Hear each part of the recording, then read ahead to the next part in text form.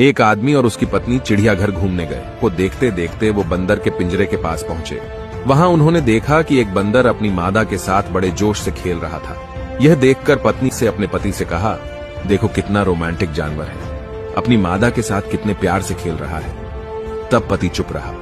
तभी पति पत्नी आगे गए तो उन्हें शेर का पिंजरा नजर आया। वहां उन्होंने देखा कि शेर और शेरनी दूर दूर बड़े आराम से बैठे थे। खामोश शेर एक कोने में अकेला बैठा था, जैसे शेरनी का कोई अस्तित्व ही नहीं हो। यह देखकर पत्नी ने थोड़े दुखी मन से कहा, कैसे जानवर है, बिल्कुल अलग ही बैठा है, जैसे शेरनी को जानता ही नहीं। इनका आपस में बिल्कुल प्यार नहीं लगता। तभी पत्नी को एक पत्थर दिया और कहा, इस पत्थर को जरा शेरनी की तरफ फेंको। और जैसे ही पत्नी ने शेरनी की तरफ पत्थर फेंका, तभी शेर दहाड़ता हुआ अपनी शेरनी की रक्षा के लिए आगे आया।